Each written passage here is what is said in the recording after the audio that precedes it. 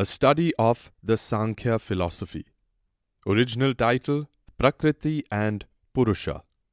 The third Jnana Yoga class for advanced students, delivered at 228 West 39th Street, New York, on Wednesday morning, 8th January 1896, and recorded by Mr. Josiah J. Goodwin. Prakriti is called by the Sankhya philosophers indiscrete, avyakta, and defined as the perfect balance of the materials in it. And it naturally follows that in perfect balance there cannot be any motion. In the primal state before any manifestation, when there was no motion but perfect balance, this Prakriti was indestructible, because decomposition or death comes from instability or change. Again, according to the Sankhya, atoms are not the primal state. This universe does not come out of atoms. They may be the secondary or the tertiary state. The primordial material may form into atoms and become grosser and bigger things. And as far as modern investigations go, they rather point towards the same conclusion. For instance, in the modern theory of ether, if you say ether is atomic, it will not solve anything. To make it clearer, say that air is composed of atoms, and we know that ether is everywhere, interpenetrating, omnipresent, and that these air atoms are floating, as it were, in ether. If ether again be composed of atoms, there will still be spaces between every two atoms of ether. What fills up these? If you suppose that there is another ether still finer which does this, there will again be other spaces between the atoms of that finer ether which require filling up. And so it will be regressus ad infinitum, what the Sankhya philosophers call the cause leading to nothing. So the atomic theory cannot be final. According to Sankhya, nature is omnipresent. One omnipresent mass of nature, in which are the causes of everything that exists. What is meant by cause? Cause is the finer state of the manifested state, the unmanifested state of that which becomes manifested. What do you mean by destruction? It is reverting to the cause. If you have a piece of pottery and give it a blow, it is destroyed. What is meant is that the effects go back to their own nature. The materials out of which the pottery was created go back into their original state. Beyond this idea of destruction, any idea such as annihilation is on the face of it absurd. According to modern physical science, it can be demonstrated that all destruction means that which Kapila said ages ago, simply reverting to the cause. Going back to the finer form is all that is meant by destruction. You know how it can be demonstrated in a laboratory that matter is indestructible. At this present stage of our knowledge, if any man stands up and says that matter or this soul becomes annihilated, he is only making himself ridiculous. It is only uneducated, silly people who would advance such a proposition.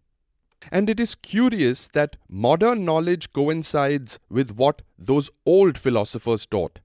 It must be so, and that is the proof of truth. They proceeded in their inquiry taking up mind as the basis. They analyzed the mental part of this universe and came to certain conclusions which we, analyzing the physical part, must come to, for they both must lead to the same center. You must remember that the first manifestation of this Prakriti in the cosmos is what the Sankhya calls Mahat. We may call it intelligence, the great principle, its literal meaning. The first change in Prakriti is this intelligence. I would not translate it by self-consciousness because that would be wrong. Consciousness is only a part of this intelligence. Mahat is universal. It covers all the ground of subconsciousness, consciousness, and superconsciousness. So any one state of consciousness as applied to this Mahat would not be sufficient. In nature, for instance, You note certain changes going on before your eyes, which you see and understand. But there are other changes, so much finer that no human perception can catch them. They are from the same cause. The same Mahat is making these changes. Out of Mahat comes universal egoism. These are all substance. There is no difference between matter and mind except in degree. The substance is the same in finer or grosser form. One changes into the other. And this exactly coincides with the conclusions of modern physiological research. By believing in the teaching that the mind is not separate from the brain, you will be saved from much fighting and struggling. Egoism again changes into two varieties. In one variety, it changes into the organs. The organs are of two kinds: organs of sensation and organs of reaction. They are not the eyes or the ears, but back of those are what you call brain centers, nerve centers, and so on. This egoism, this matter or substance, becomes changed, and out of this material are manufactured these centers. Of the same substance is manufactured the other variety, the tanmatras, fine particles of matter which strike our organs of perception and bring about sensations. You cannot perceive them, but only know they are there.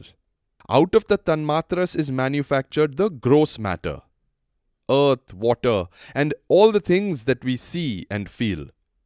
I want to impress this on your mind. It is very hard to grasp it because in Western countries, the ideas are so queer about mind and matter. It is hard to get those impressions out of our brains. I myself had a tremendous difficulty being educated in Western philosophy in my boyhood.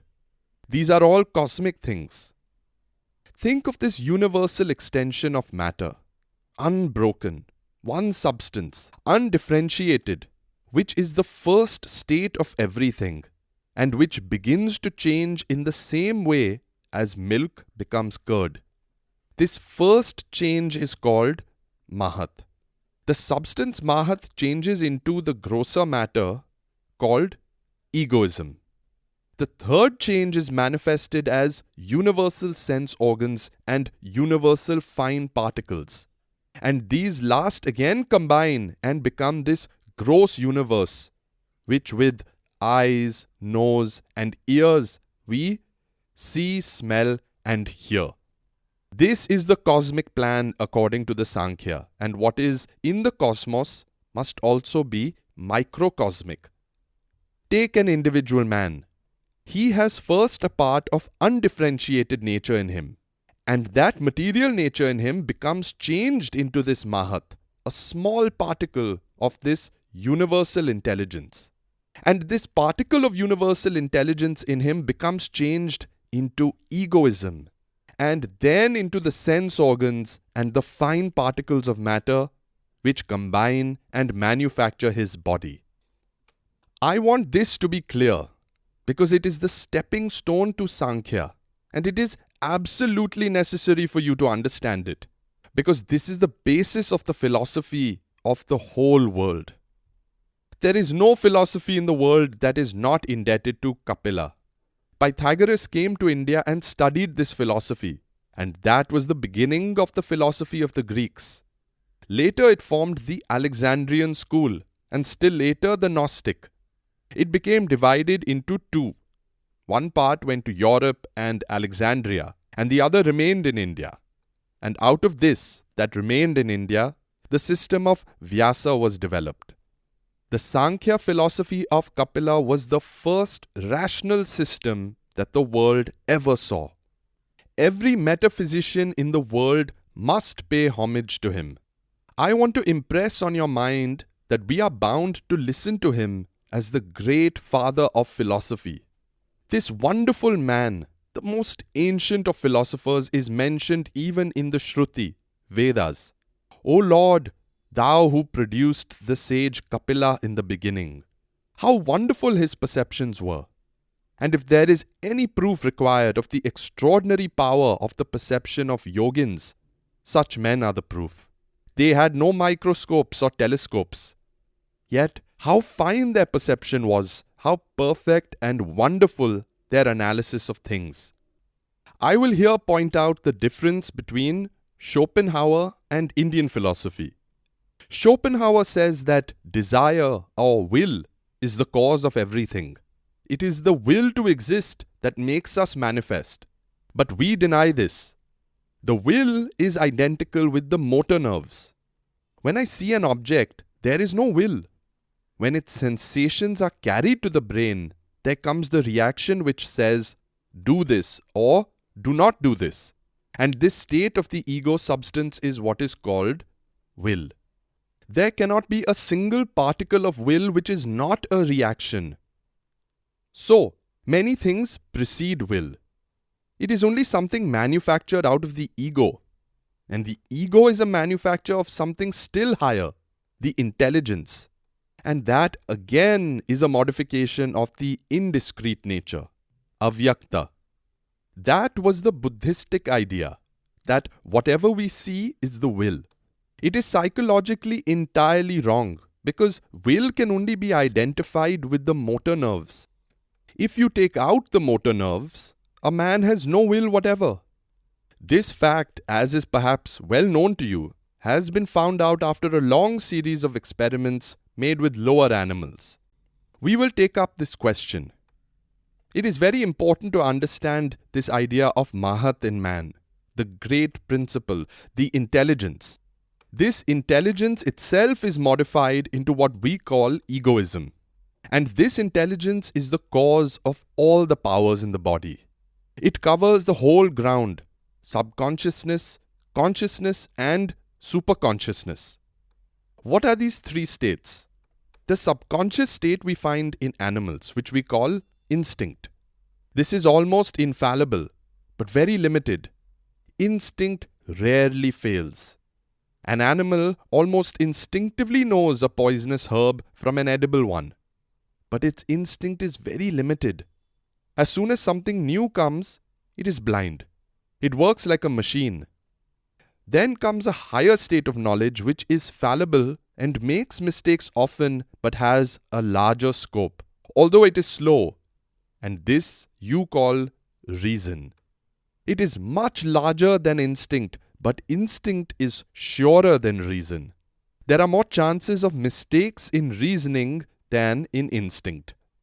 There is a still higher state of the mind, the superconscious, which belongs only to yogins, to men who have cultivated it. This is infallible and much more unlimited in its scope than reason. This is the highest state. So we must remember this Mahat is the real cause of all that is here. That which manifests itself in various ways and covers the whole ground of subconscious, conscious, and superconscious, the three states in which knowledge exists. Now comes a delicate question which is being always asked. If a perfect God created the universe, why is there imperfection in it? What we call the universe is what we see. And that is only this little plane of consciousness and reason. Beyond that we do not see at all. Now the very question is an impossible one. If I take only a small portion out of a mass of something and look at it, it seems to be inharmonious. Naturally, the universe is inharmonious because we make it so. How? What is reason? What is knowledge? Knowledge is finding the association about things. You go into the street and see a man and say, I know this is a man because you remember the impressions on your mind, the marks on the chitta. You have seen many men and each one has made an impression on your mind. And as you see this man, you refer this to your store and see many similar pictures there. And when you see them, you are satisfied and you put this new one with the rest. When a new impression comes and it has associations in your mind, you are satisfied. And this state of association is called knowledge. Knowledge is, therefore, pigeonholing one experience with the already existing fund of experience. And this is one of the great proofs of the fact that you cannot have any knowledge until you have already a fund in existence. If you are born without experience, as some European philosophers think, and your mind is a tabula rasa to begin with, you cannot get any knowledge, because the very fact of knowledge is the recognition of the new by means of associations already existing in the mind. There must be a store at hand to which to refer a new impression.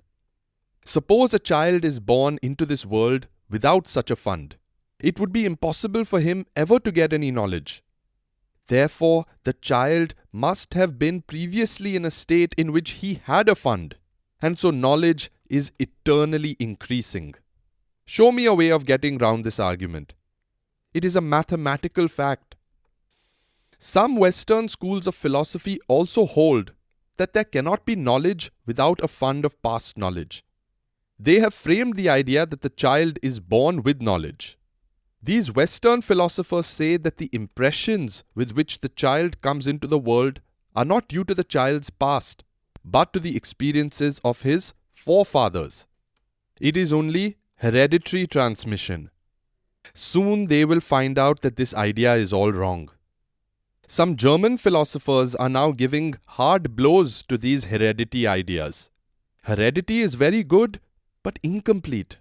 It only explains the physical side. How do you explain the environments influencing us?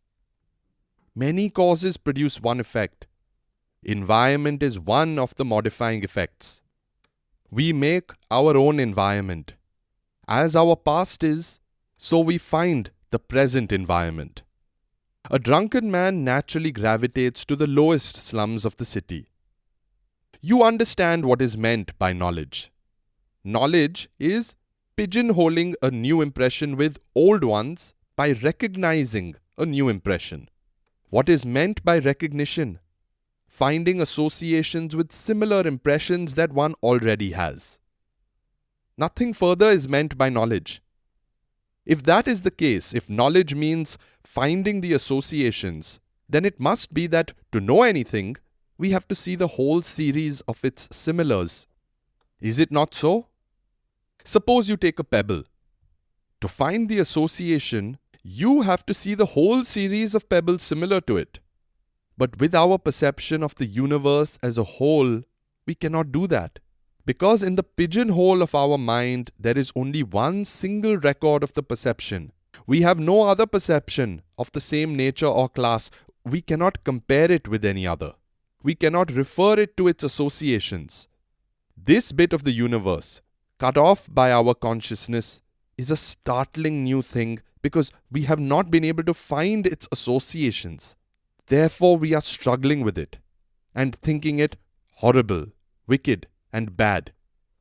We may sometimes think it is good, but we always think it is imperfect.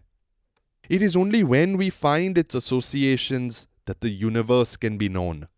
We shall recognize it when we go beyond the universe and consciousness, and then the universe will stand explained. Until we can do that, all the knocking of our heads against a wall will never explain the universe, because knowledge is the finding of similars, and this conscious plane only gives us one single perception of it. So with our idea of God.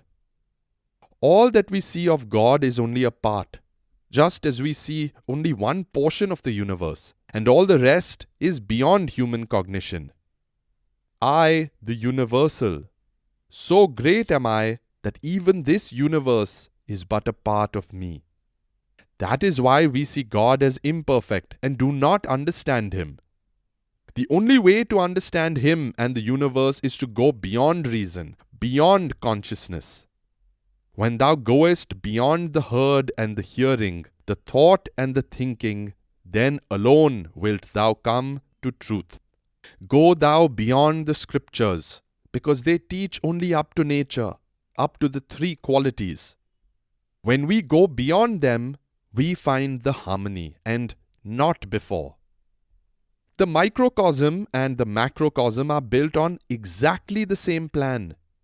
And in the microcosm, we know only one part, the middle part. We know neither the subconscious nor the superconscious. We know the conscious only. If a man stands up and says, "I am a sinner," he makes an untrue statement because he does not know himself. He is the most ignorant of men.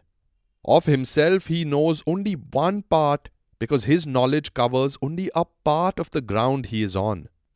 So, with this universe, it is possible to know only a part of it with the reason, not the whole of it. For the subconscious, the conscious, and the superconscious, the individual Mahat and the universal Mahat and all the subsequent modifications constitute the universe. What makes nature, Prakriti, change? We see so far that everything, all of Prakriti is Jada, insentient. It is all compound and insentient. Wherever there is law, it is proof that the region of its play is insentient. Mind, intelligence, will, and everything else is insentient. But they are all reflecting the sentience, the chit of some being who is beyond all this, whom the Sankhya philosophers call Purusha. The Purusha is the unwitting cause of all the changes in the universe. That is to say, this Purusha, taking him in the universal sense, is the God of the universe. It is said that the will of the Lord created the universe. It is very good as a common expression, but we see it cannot be true. How could it be will? Will is the third or fourth manifestation in nature. Many things exist before it. And what created them? Will is a compound, and everything that is a compound is a product of nature. Will, therefore, could not create nature. So to say that the will of the Lord created the universe is meaningless. Our will only covers a little portion of self-consciousness and moves our brain. It is not will that is working your body or that is working the universe. The body is being moved by a power of which will is only a manifestation in one part. Likewise, in the universe there is will, but that is only one part of the universe. The whole of the universe is not guided by will. That is why we cannot explain it by the will theory. Suppose I take it for granted that it is will moving the body. Then when I find I cannot work it at will, I begin to fret and fume.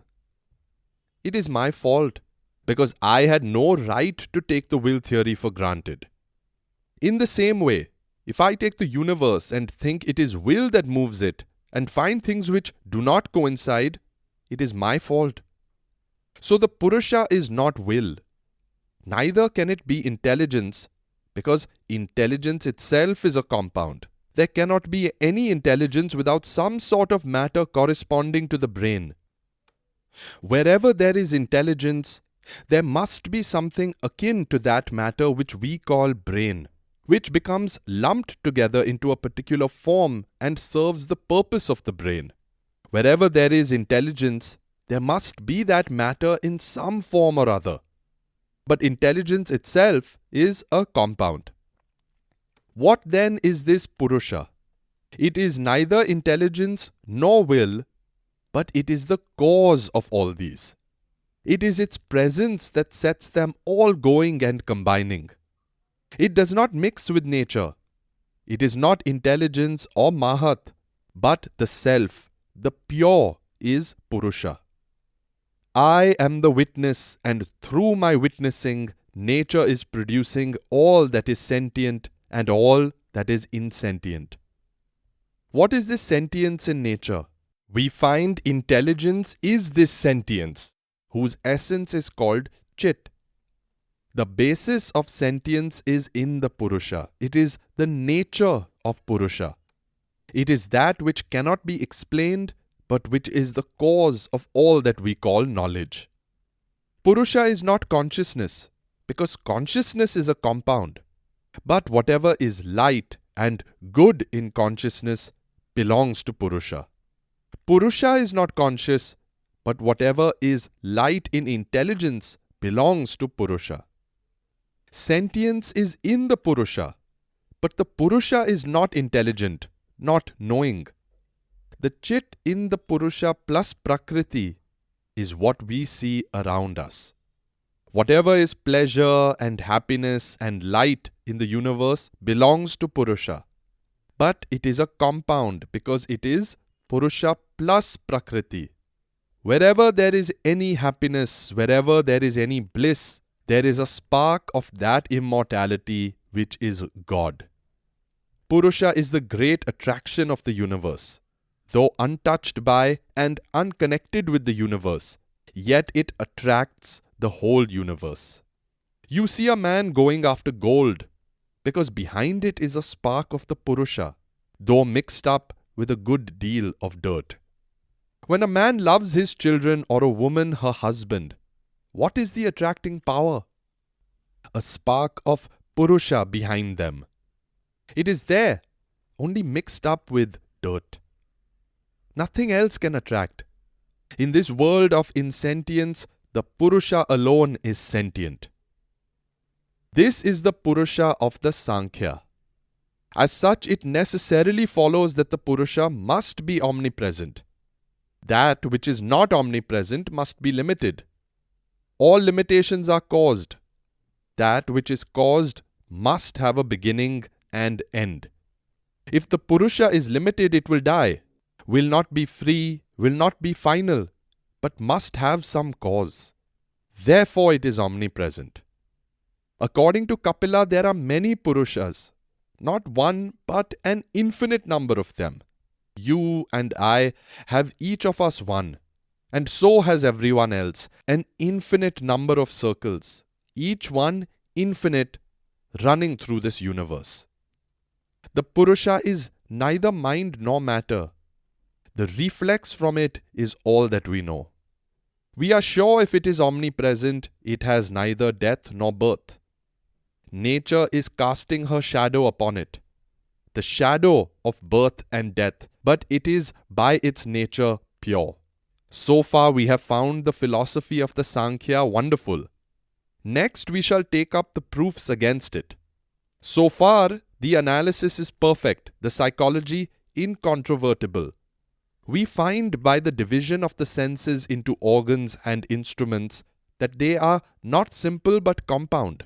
By dividing egoism into sense and matter, we find that this is also material and that Mahat is also a state of matter. And finally we find the Purusha. So far there is no objection. But if we ask the Sankhya the question, who created nature? The Sankhya says that the Purusha and the Prakriti are uncreate and omnipresent, and that of this Purusha there is an infinite number. We shall have to controvert these propositions and find a better solution, and by so doing we shall come to Advaita.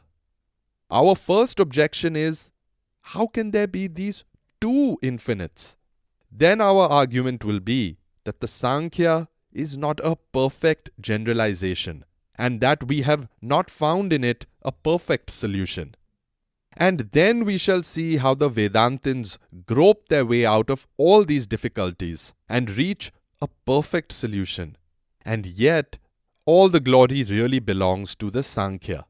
It is very easy to give a finishing touch to a building when it is constructed.